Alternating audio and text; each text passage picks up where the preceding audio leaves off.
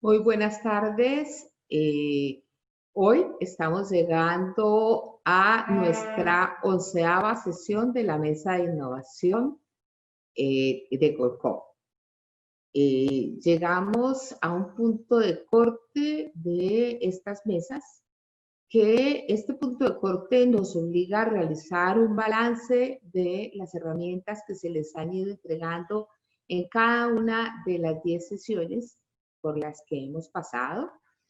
Y esas herramientas son para fortalecer, inspirar, conectar, acelerar y, en fin, apoyarlos a ustedes en sus procesos de innovación como uno de los pilares de Corcov, que es la consolidación del gremio y su fortalecimiento.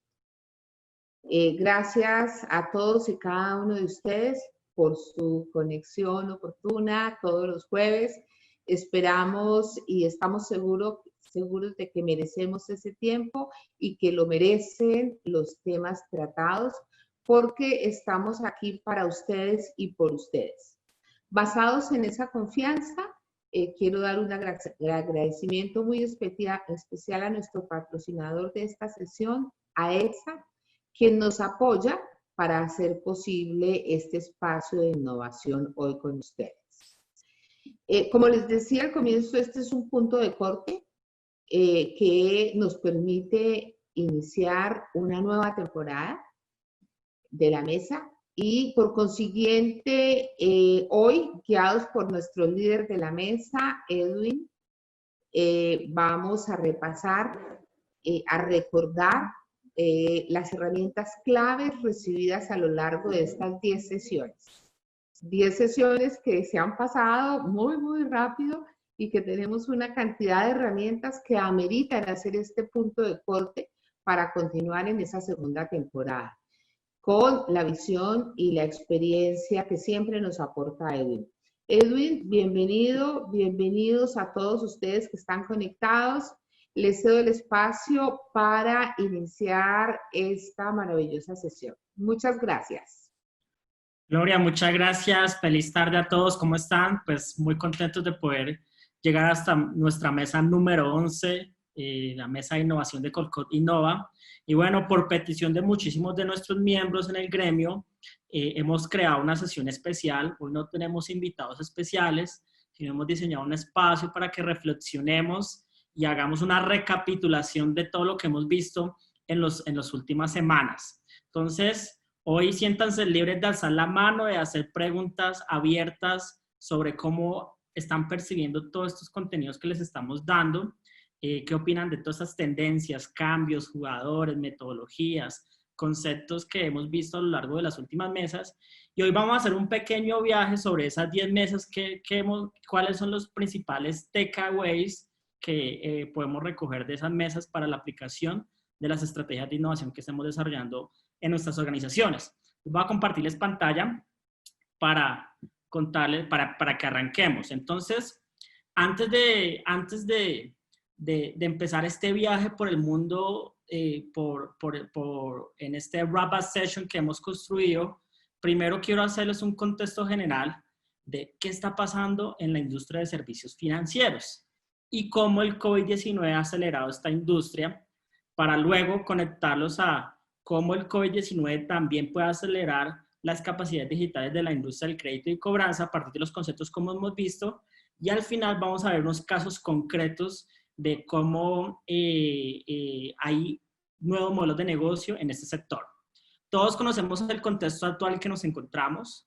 Hoy el COVID ha hecho que muchísimos sectores de la economía se hayan cerrado, que los precios de las acciones y muchísimos valores se hayan disminuido o desmoronado totalmente, que las empresas están enfrentando de manera inevitable ante la quiebra, que los trabajadores están siendo despedidos en números récord, y vimos que ya salió la cifra de desempleo de aquí de Colombia del último mes, y vemos cómo es una de las cifras de desempleo pues históricas, incluso si sacamos los países fallidos, pues una de las más altas en el mundo.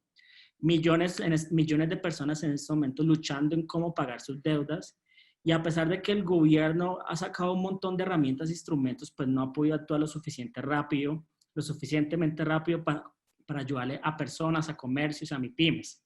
Esta intervención tradicional pues no ha funcionado como quisiéramos, y en ese sentido vemos que falta todavía muchísimos apoyos para los trabajadores, las empresas pequeñas, y faltan todavía más herramientas para poder apoyarlas en esta economía que se ha retrocedido y donde nos hemos dado cuenta que hoy la economía mundial tiene un botón de apagado. Entonces, por muchos meses nos han dicho, tenemos que bajar la curva, como sea, en el mundo de la salud. Pero ahora la industria de servicios financieros a las cuales la mayoría de las empresas tienen su core como clientes, tiene un desafío ahora, y es cómo nos levantamos de la curva, cómo levantamos esa curva, cómo pasamos de la transformación digital al discurso de la supervivencia digital, en donde estábamos en una anterior normalidad donde las empresas, tanto financieras como no financieras, digitalizaban sus procesos tradicionales de manera lentamente y sin ninguna urgencia. Debido a esta crisis, pues se ha generado toda una crisis operativa a corto plazo y una pérdida de ingresos a largo plazo para todas las empresas del sector. Y en eso nos estamos enfrentando a lo que llamamos la nueva normalidad, en cómo estas empresas, nosotros nos adaptamos a estas tecnologías digitales y las afrontamos con formas verdaderamente digitales de trabajar. Transformamos nuestra estructura de costos, descubrimos nuevos ingresos, o si no, nos vamos a la quiebra. Entonces, ahí la pregunta es cómo nos vamos a mantener durante esta tormenta económica. Y en eso, uno de los hallazgos más interesantes que hemos visto, a pesar de todos los dolores e historias negativas, es que el COVID-19 tiene algunas cosas positivas. Es verdad. ¿Y en dónde? En la industria de servicios financieros, porque está acelerando unos servicios digitales que de pronto no esperábamos que se aceleraran. Y ese ha sido el principal impacto en el corto plazo. La crisis ha obligado a que los servicios se digitalizaran a gran velocidad. Hemos visto que millones de empleados están trabajando desde casa y algunos centros de contactos están sobresaturados con llamadas. Y en eso, cuando hablo de los centros de contacto, hablo precisamente de las entidades financieras. Vemos que nuevos jugadores como las empresas fintech han respondido más rápido a estos jugadores incumbentes o tradicionales para poder entregar esos servicios financieros a través de una oferta digital. Y hay tres cosas positivas que podemos destacar de esta crisis. Uno, la adopción de pagos digitales. Dos, el financiamiento alternativo.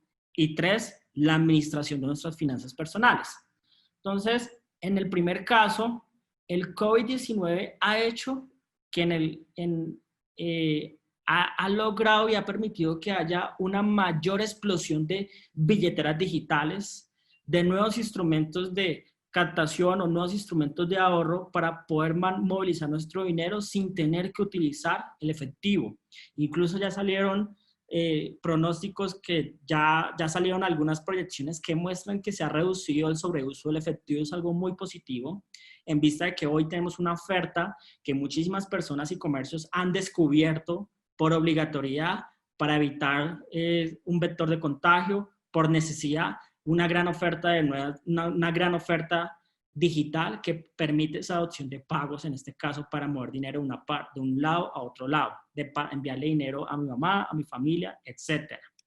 Y por otro lado, no solamente nosotros como personas hemos avanzado en el acceso, hemos avanzado en el uso de este tipo de instrumentos digitales, sino también los microcomercios, los comercios pequeños, los negocios pequeños, que de cierto modo tuvieron por mucho tiempo sus establecimientos de físicos cerrados, hoy están evolucionando a nuevas ofertas digitales en comercio electrónico, donde estos nuevos jugadores les entregan toda la tubería completa para que sigan con su negocio, pero en un ambiente no presente, en un ambiente virtual.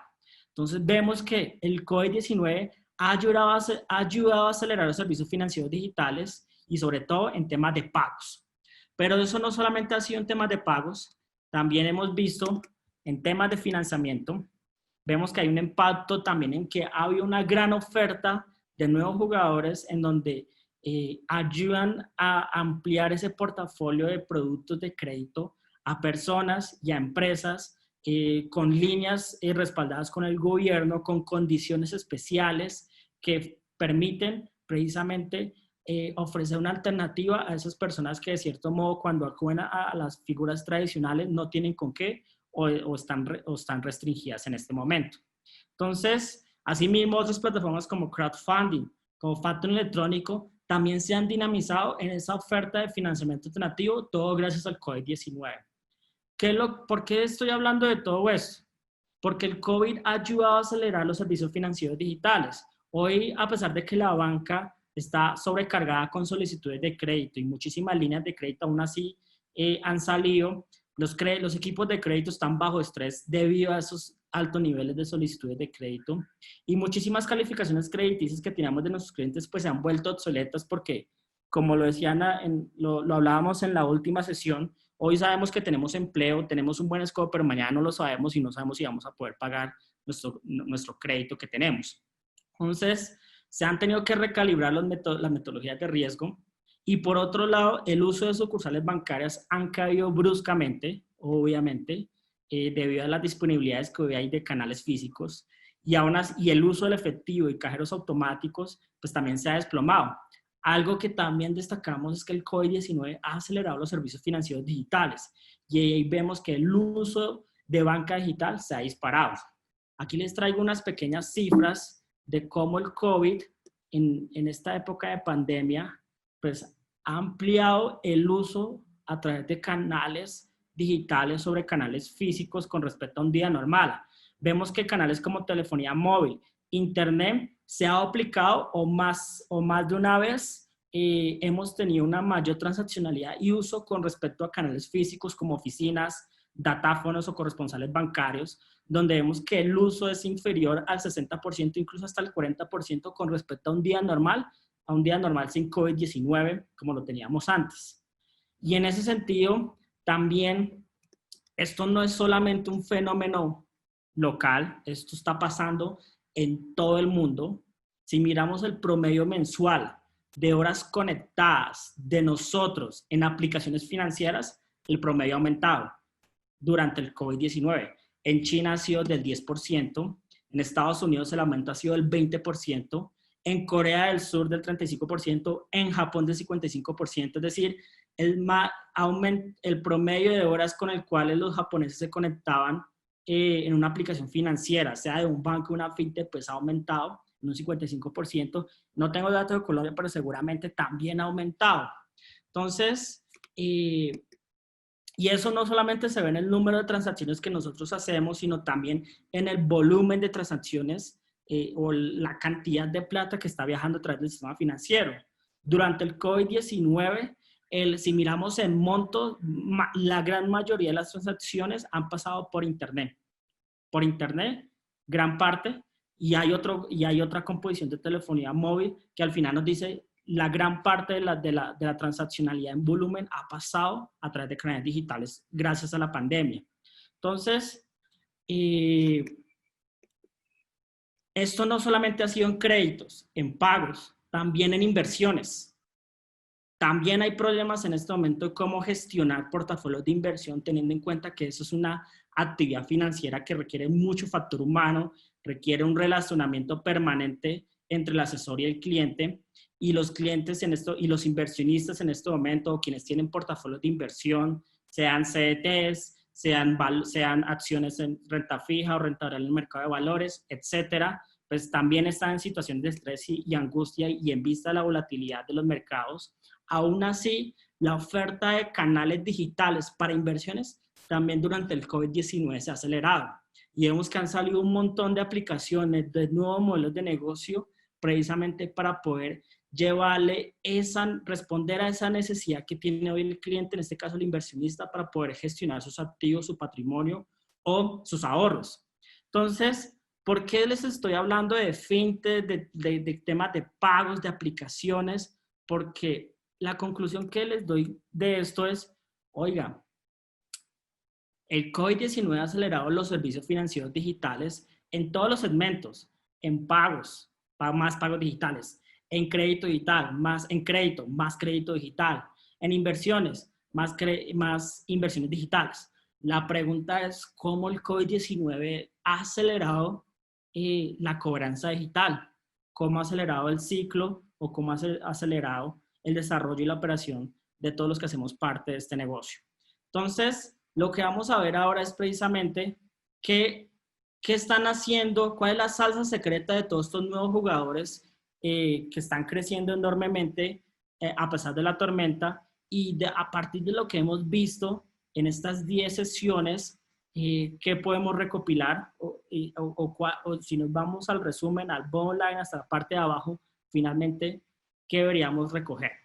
Entonces, para empezar, quiero contar el objetivo de la mesa de innovación. Desde el día 1 nosotros hablamos de que queríamos presentarles estrategias de innovación. Esto no es un compromiso para ustedes, cada uno tiene su propia forma y metodología de cómo gestionar la innovación dentro de sus organizaciones. Pero aquí nosotros llegamos con un discurso y era, busquemos que esta industria empiece a pensar y ejecutar como startups, como una estrategia primera, es decir, todos sus emprendimientos, todos estos nuevos modelos de negocio con una velocidad extraordinaria.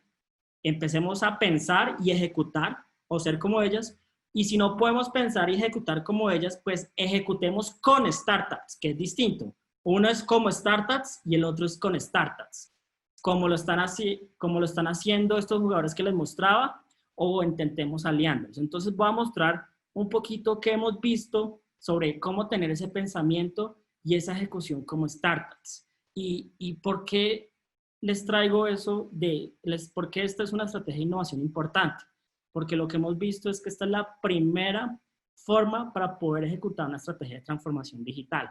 Y en eso, pues quiero que Felipe de Mastercard nos cuente por qué hay que empezar como startup. Listo. ¿Y yo cómo empiezo a transformarme entonces? O sea, usted ya me está contando lo que está pasando en el mundo, usted ya me está contando que están saliendo startups en Colombia, que hay más de 200 que están en el sector financiero donde yo estoy, que ya están usando tecnología, que están creciendo rápidamente, que ya hay empresas en mi sector como esta Cobro que usted me está diciendo. Entonces, yo les diría que lo primero para comenzar a transformarse es transformando nuestra mentalidad, comenzando a pensar como piensan estas startups, tener una mentalidad de startup. Y mentalidad de startup, nuevamente, lo que les decía, pensar como una empresa de rápido crecimiento que usa tecnología y nuevos procesos para crecer rápidamente. Listo. Felipe, que viene de Mastercard y que ha apoyado a muchísimas fintechs y a muchísimos nuevos modelos de negocio que están sacando nuevos productos de emisión y nuevos productos de aceptación, pues ha tenido que lidiar o ha tenido que relacionarse con un montón de startups, y en eso él en el día a día se ha dado cuenta de 5 pilares que definen una mentalidad de startup. 1, la experimentación. En muchísimas organizaciones la experimentación no es válida. En este mundo de las startups, en este mundo de esta nueva mentalidad de crecimiento y de transformación, de supervivencia digital, de COVID-19, experimentar es válido, y al contrario, experimentemos constantemente. Segundo, un diseño centrado en el usuario. Eso puede sonar muy elemental, pero al final el cliente nos puede definir cuál debe ser la mejor historia, cuál debe ser la mejor experiencia, y al final nos va a entregar el mejor marketing de este mundo. El mejor marketing que uno puede tener para desarrollar un producto no es el que uno paga en medios masivos, sino es el buen producto que uno pueda construir y que el cliente pueda recomendar siempre. Tercero, se puede experimentar, sí, pero hay que tener sentido de urgencia, de poder ejecutar rápido, de tener one by one cuáles son las estrategias que voy a ejecutar cada día y cómo estoy avanzando en mi estrategia. No pensar en tener crecimientos escalonados lentos, sino crecimientos de escaloncitos chiquitos, pero rápidos todas las semanas, todos los meses. Pensar digital primero. Esto puede sonar muy obvio, pero todavía hay muchísimas operaciones, muchísimas áreas de nuestro negocio o empresas que todavía las operaciones son 100% análogas, son 100% manuales, son todavía a través de procesos batch, son todavía a través de procesos web service, son todavía a través de canales físicos. Y en eso el pensamiento digital primero de las startups es lo que precisamente las hace escalar más a nuevos segmentos de mercado. Y quinto, la cultura. La cultura como estrategia. Aquí sale de últimas, pero para mí es la primera. La cultura es decir, la capacidad o el ambiente que existe en nuestras organizaciones para poder desarrollarnos y apoyar los objetivos y el propósito de la organización. Al final es la salsa secreta que hace que todos estos negocios salgan muy rápido y puedan manejar esta tormenta mejor. Y en eso, María Cristina Córdoba, que fue una de las primeras que nos apoyó en la mesa de innovación, nos habla de 5 habilidades que hay que desarrollar para todo equipo innovador. Y aquí ella nos lo menciona muchas cosas que también nos hablaba Felipe. Primero, la capacidad de observación. Y en eso es muy importante que muchísimas ideas de negocio no van a provenir de las personas que tienen 20 años en el mismo cargo, sino al contrario, de nuevas personas que vengan de diferentes industrias, de otros mercados. Muchas de estas empresas altamente innovadoras con crecimiento extraordinario se caracterizan por contratar gente que no tienen nada que ver con el negocio, no tienen background en el sector, no vienen de la industria financiera y la industria de la cobranza y las contratan. ¿Por qué hacen eso? Porque a ellos les interesa tener en personas que tengan más preguntas que respuestas. El que viene con toda la experiencia de este mundo, pues tiene ya todo en su cabeza cuadrado, definido. Pero el que todavía no, el que no viene de esta industria, pero obviamente tiene muy buenas habilidades, va a llegar con muchas preguntas y con nuevas formas de pensar y hacer las cosas, porque tiene capacidad de observación. Segundo, la experimentación. Y ella nos lo dice. Si podemos descentralizar los procesos para que podamos hacer muchos experimentos sin que sea muy costoso, obtendremos mucha innovación. Tercero, la capacidad de asociar, y eso lo conecto con la capacidad de tejer redes. Los que son innovadores tienen esa capacidad de conectar con éxito preguntas, problemas, ideas y construir relaciones a partir de eso y encontrar los contactos para poder ejecutarlos.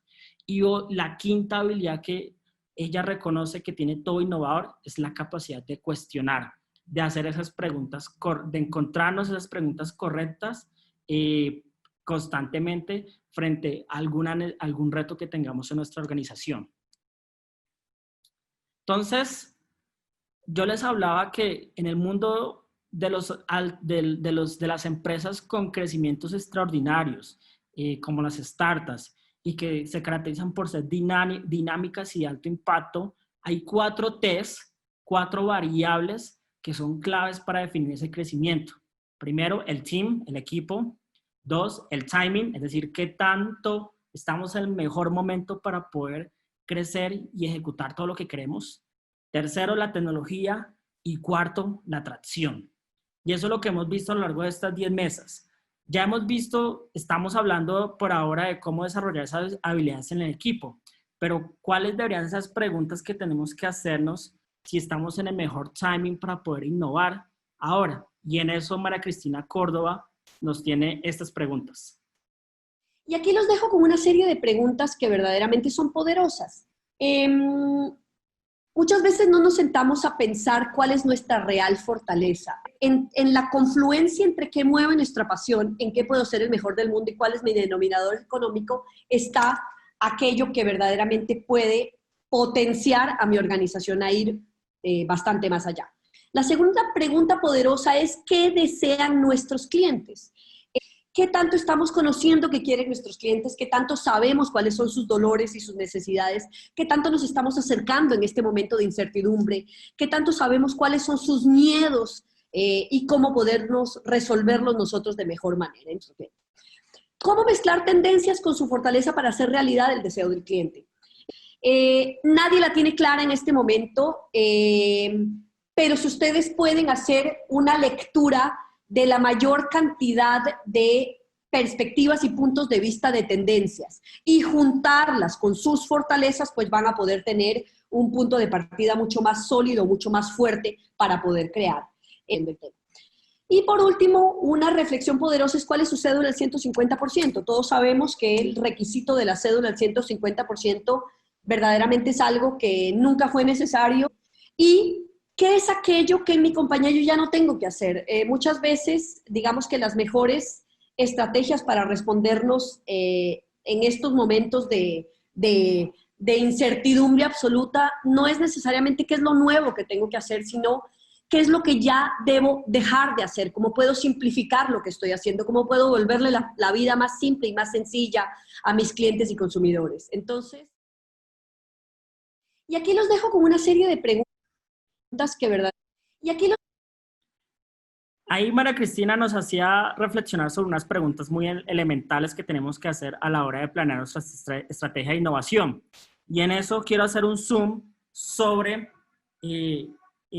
esa que nos decía de tenemos que escuchar a nuestros clientes. Nosotros trajimos en una mesa anterior a 2 bancos y 2 fintechs que directamente nos dijeron cuáles son sus dolores y necesidades y cómo la industria de la cobranza podría innovar en este momento para poder ayudarle a resolver esos retos que ellos tienen. Tuvimos a Bancolombia, tuvimos a BBVA y tuvimos 2 fintechs grandes, Linero y Sempli, todas en el negocio de crédito. Solamente 3 palabras, máximo 3 palabras. Del servicio que ustedes ofrecen, ¿cuál tercerizarían ya mismo de su operación, de su negocio, de cualquier parte, etapa del proceso, para poder disminuir las cargas operativas? 3 palabras. Piénselo, 1, 2, 3. Empecemos por Katherine. Comunicaciones masivas a los clientes. Comunicación masiva. Inmediatas. Listo. ¿Quién sigue? Héctor. Gestión de leads.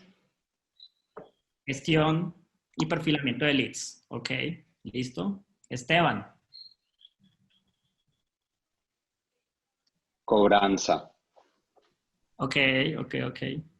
Interesante. Ya, tengo una sola palabra. Muy bien. Camilo. Yo creo que coincido con Esteban en que en cobranza nos tenemos que especializar y que eso sea una obsesión de hacerlo de manera impecable. Entonces, ahí hay unas oportunidades de outsourcing que nos están pidiendo este tipo de clientes, tanto en segmento empresarial como en segmento individual y consumo, que hacen parte de ese proceso de diseño e innovación que podemos desarrollar desde nuestros negocios. Algo adicional que hemos visto también, además del equipo, es finalmente cuáles han sido esas variables que están afectando hoy el futuro del trabajo y al cual tenemos que adaptar. Hemos visto que hay cambios hoy en la fuerza laboral que funcionan con dinámicas distintas, que el entorno de trabajo también hoy es distinto y que hoy las capacidades o habilidades que estamos requiriendo también son diferentes.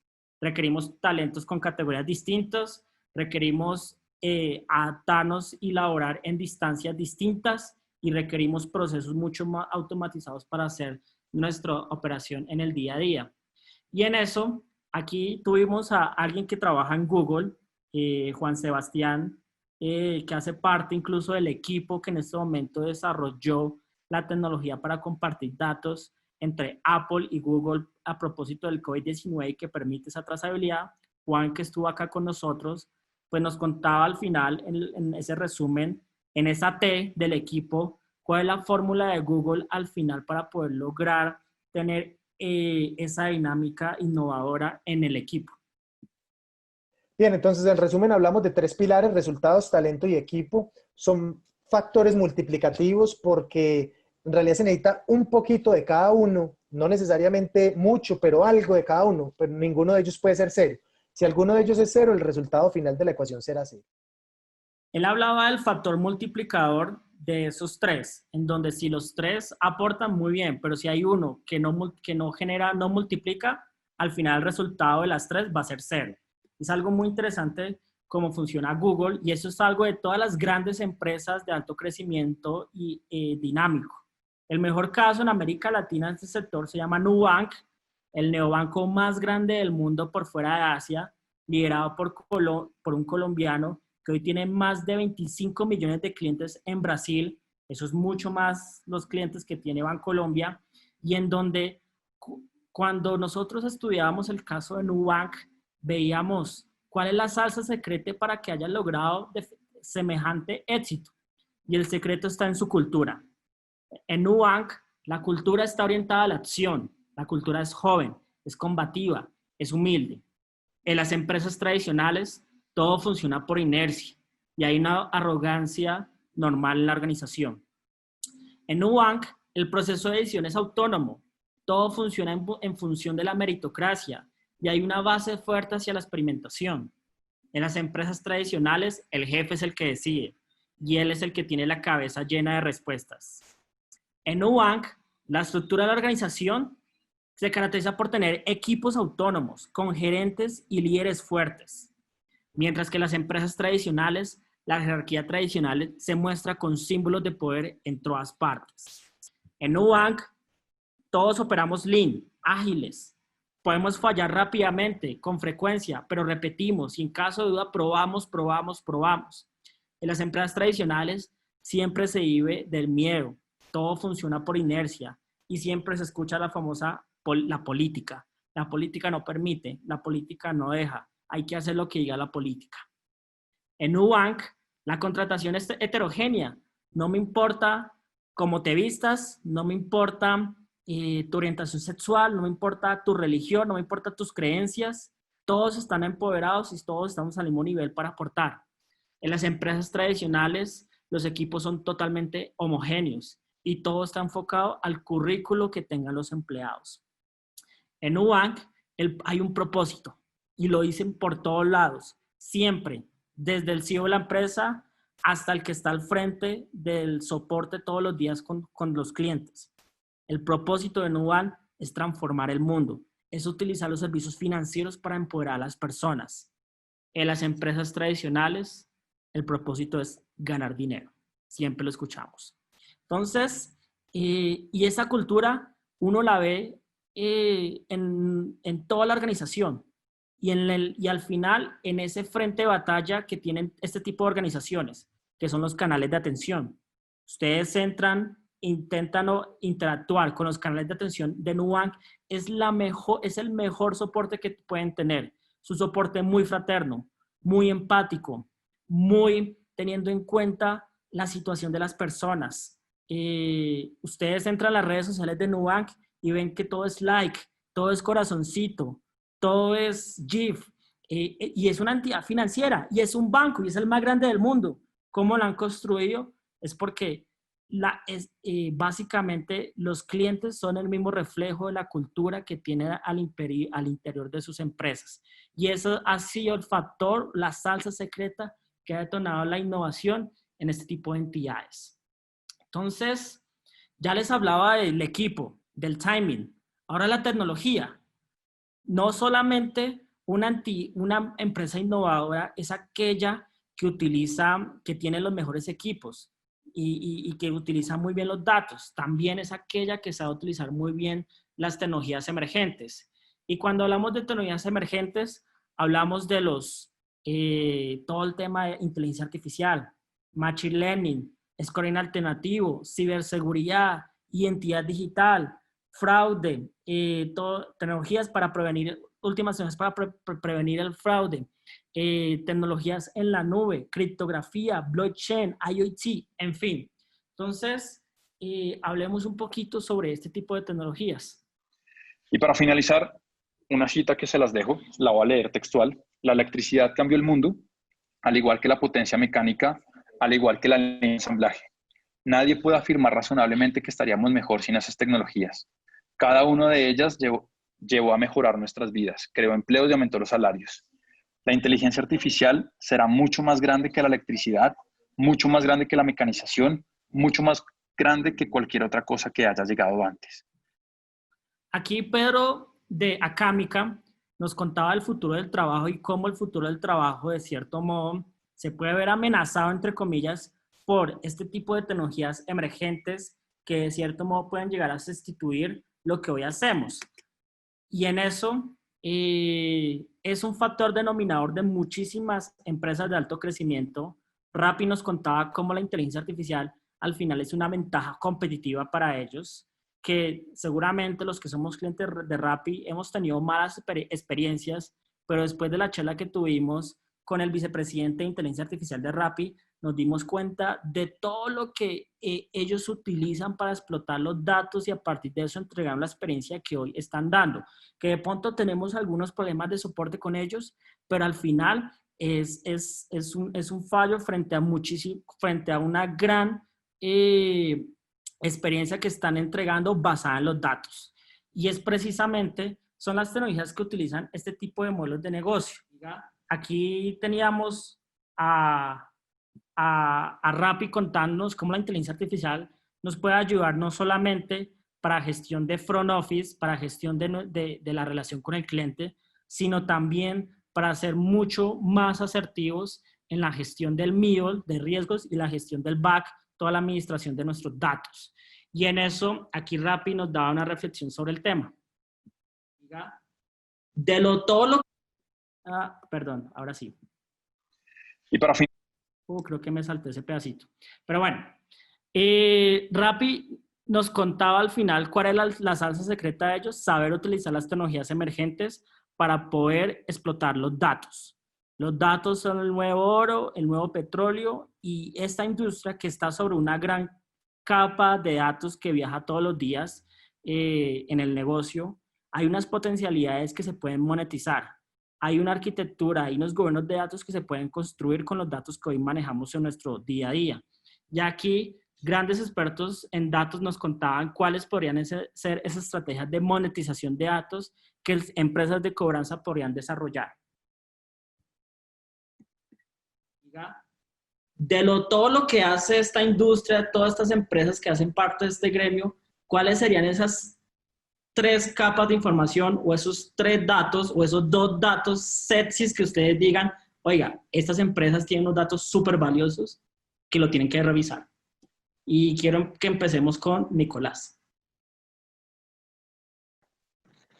Bueno, 3 palabras, uy, ya las perdí, no mentiras. Respuesta del cliente, reacción del cliente, cambiemos la reacción del cliente. Como cuando yo hago la gestión, cómo reacciona es un dato valiosísimo que no es fácil de conseguir. Nada fácil de conseguir y vale mucho. Rubén. Pues que yo soy juicioso. Mentira, Nico.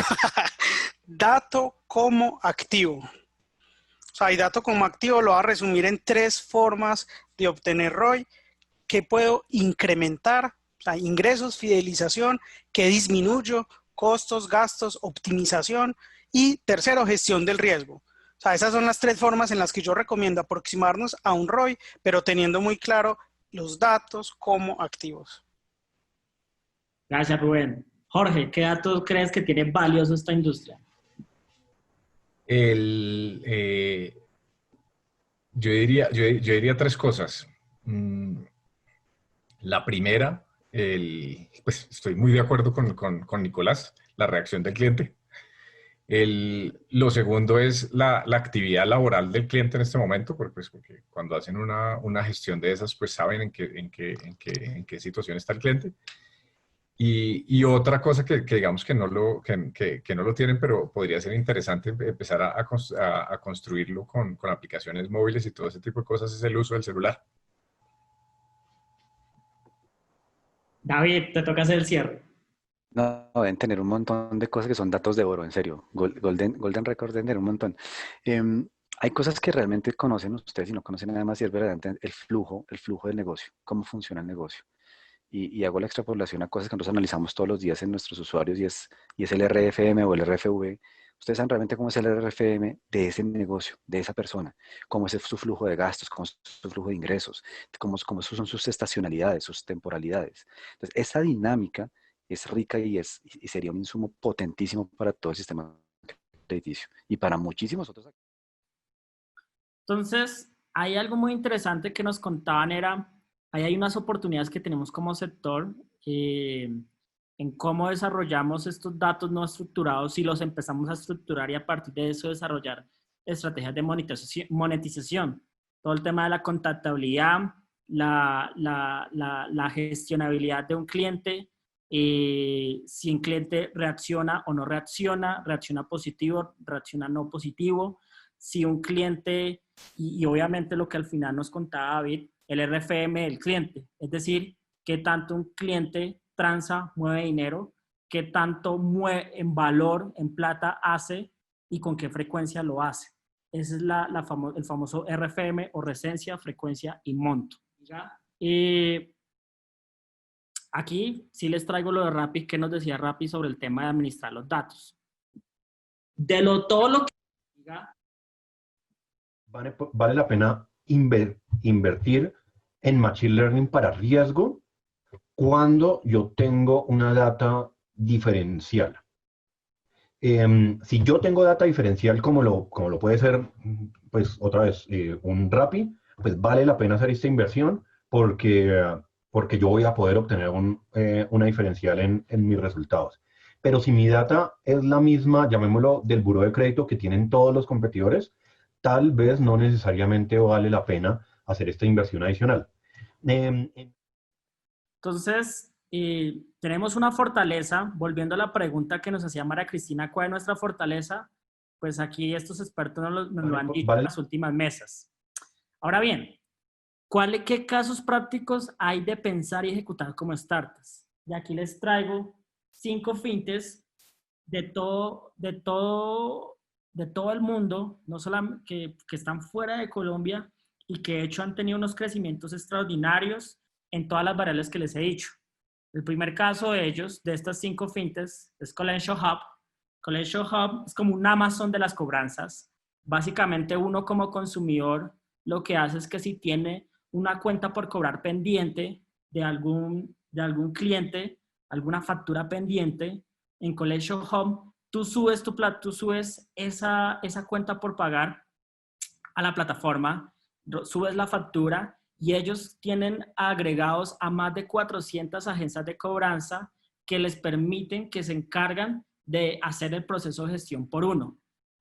Todo se realiza de manera automática, el onboarding es 100% digital, no hay documentos físicos, simplemente a través de la plataforma yo hago la agregación, yo simplemente pongo esto en el marketplace y en eso a través de un proceso de subasta, el agente de cobranza decide si gestiona esa oportunidad o no.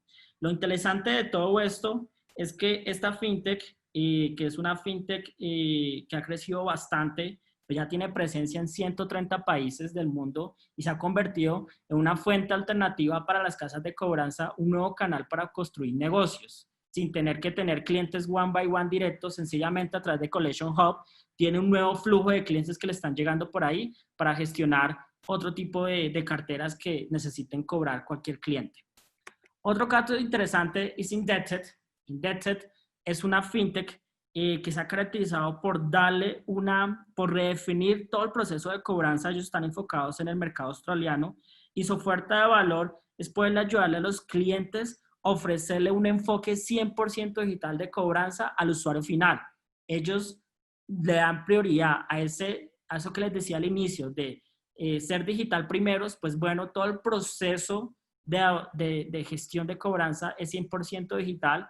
Los canales son personalizados y optimizados en tiempo real, dependiendo de analítica de comportamiento, para determinar cuál es el mejor tipo de canal digital para contactar cualquier cliente y cuál es el contenido o cuál es la oferta de cobranza a la cual se le puede llegar. Esta fintech, con este enfoque 100% digital, pues gestiona todos los repagos y es la estrategia que ellos manejan. Y asimismo tiene un funnel automático y basado en inteligencia artificial para saber en qué momento llegar con el canal físico o llegar con una presencia telefónica. Uno de los más conocidos en el mundo, y de hecho está la fintech en cobranzas más grande del mundo, se llama TrueAccord. TrueAccord, pues ellos se denominan como una casa de cobranza, una empresa de recuperación de cobranza 100% digital. Están basados en San Francisco y básicamente una de las cosas más, su plataforma es multifuncional, abarca todas las etapas del proceso de crédito y cobranza para todos los clientes, pero una de las cosas que a mí me llama la atención de TrueAccord es que está muy bien calificada, no solamente por sus clientes a los cuales les hace el recaudo, sino los usuarios a los cuales les hace la cobranza. Entonces, TrueAccord está reconocida tanto por acreedores como por deudores con una de las mejores plataformas para poder hacer un proceso de negociación y a partir de eso, al final, construir una actitud o un enfoque positivo y respetuoso con el usuario final.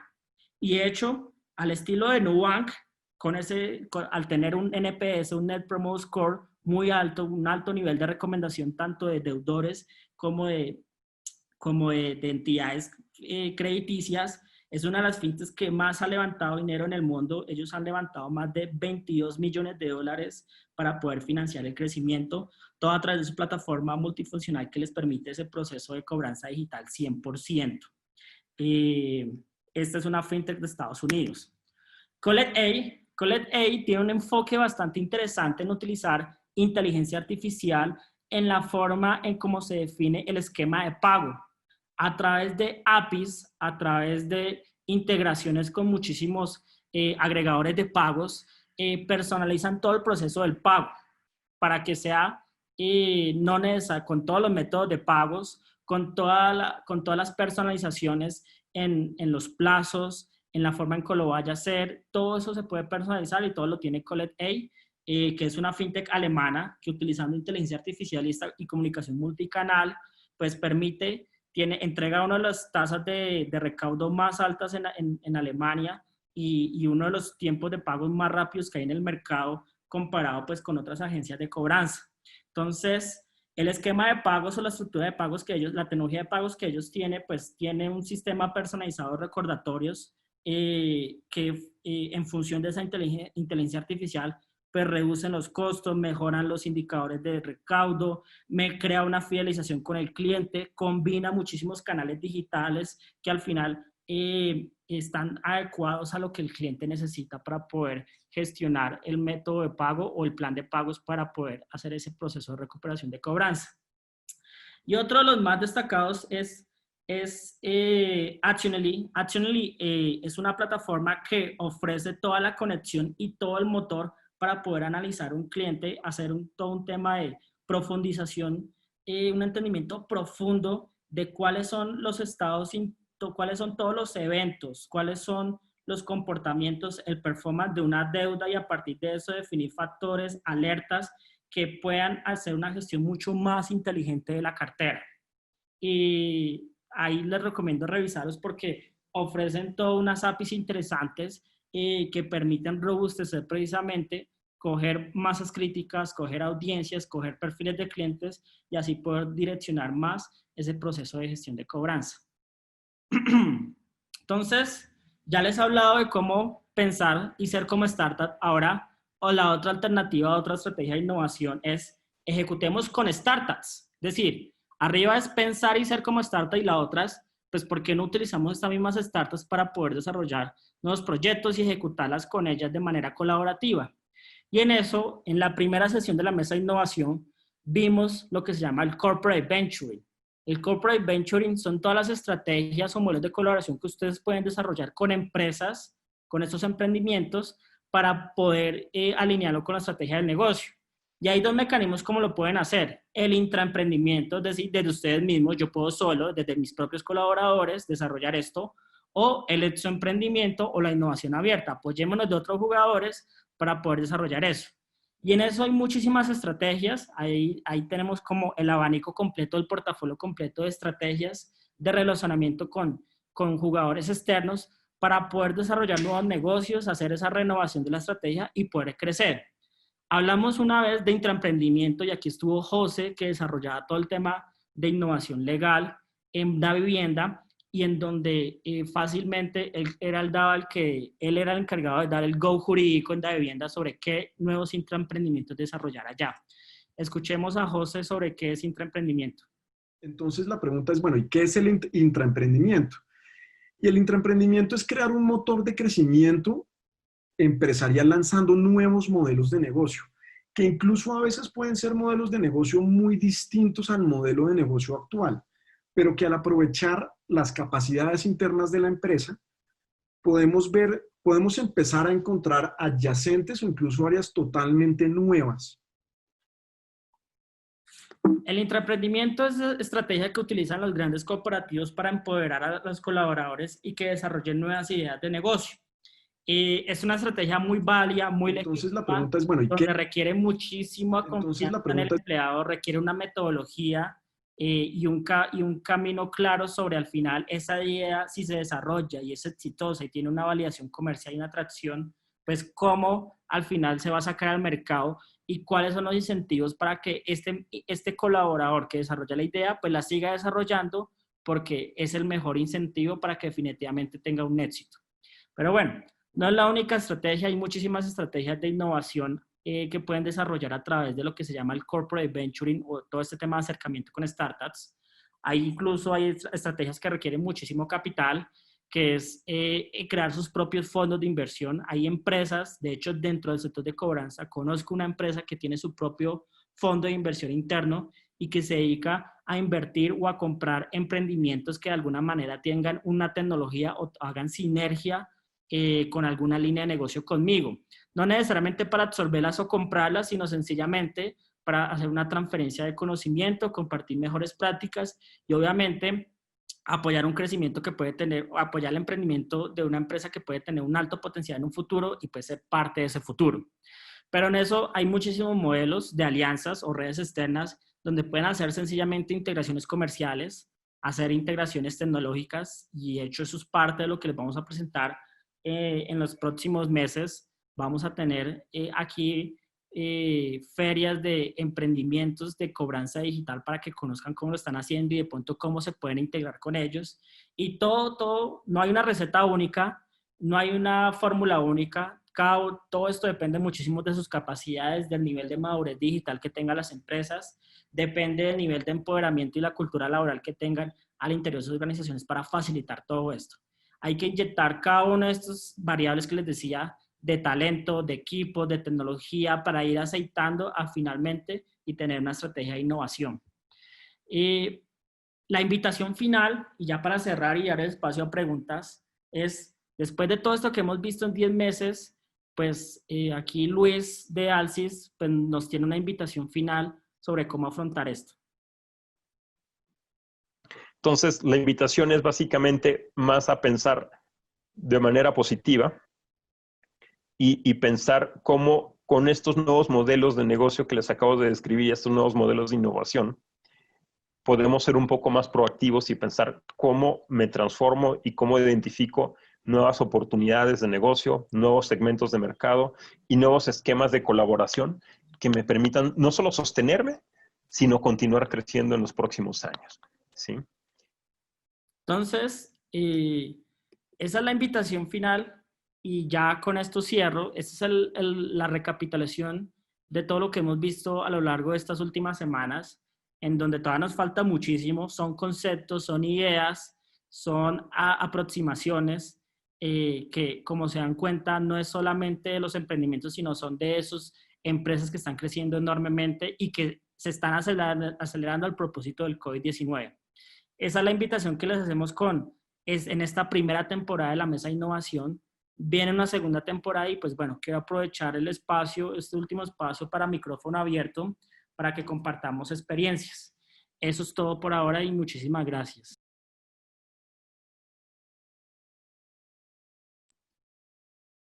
Bueno, tenemos preguntas. Lino Rojas Vargas nos pregunta, como empresa del sector de cobranza, ¿cómo podría parecerme a Nubank en cuanto a su modelo de operatividad de recursos humanos, teniendo en cuenta que nuestros negociadores están 8 horas en un puesto de trabajo?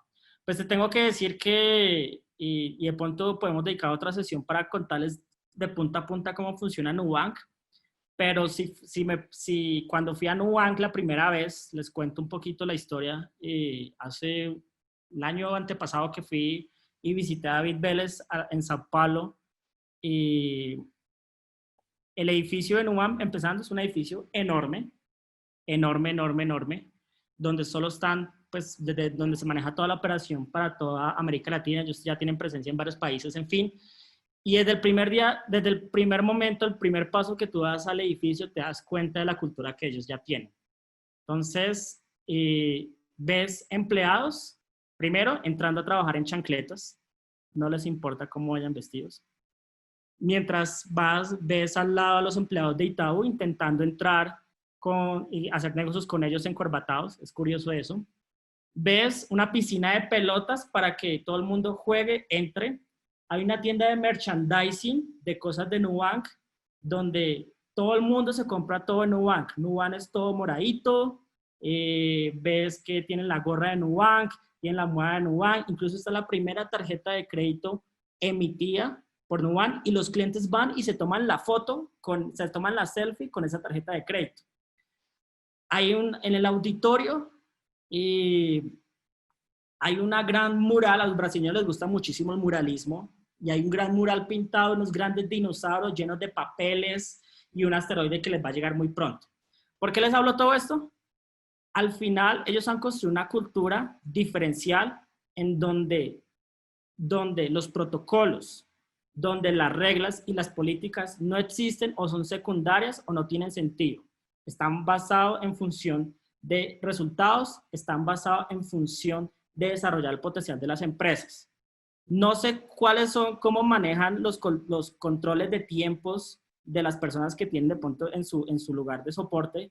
Lo que sí te puedo decir es que seguramente sus negociadores no están sentados 8 horas en un puesto de trabajo. Y seguramente tendrá una metodología distinta para precisamente poder controlar ese tipo de operatividad. Me llevo la tarea para averiguarles un poco más y seguramente les contaré un poquito más. Intenten llamar a Nubank solamente para pedir una tarjeta de crédito y verán que los van a saludar espectacularmente. Incluso, yo he visto casos, yo sigo mucho las redes de los clientes de Nubank, de clientes que han dicho, oiga, no tengo con qué pagar mi tarjeta de crédito. Y Nubank no espera de manera reactiva hacerle el proceso de cobranza, sino de manera proactiva decirle, oye, sabemos que tienes problemas, te mandamos vía digital varias opciones. Incluso Nubank definió un fondo propio de la plata de Nubank para ayudar a sus clientes, no con alivios financieros, con alivios no financieros. Creó un fondo de varios millones de dólares que ya ni me acuerdo bien, para sus clientes, necesita un plan de salud en este momento, necesita pedir una cita médica para sus clientes, necesita asesoría en algo específico, necesita saber algún problema no financiero para ayudarle a resolver, para entender más allá de su situación financiera, cómo poder aportar. Y ese es el engagement que han construido con ellos. Entonces, lo podemos ver en otra próxima sesión y se lo recomiendo bastante. Listo. Luis Alfonso, ¿esa cultura empresarial puede verse afectada por la cultura del país? Es cierto, es cierto, es cierto.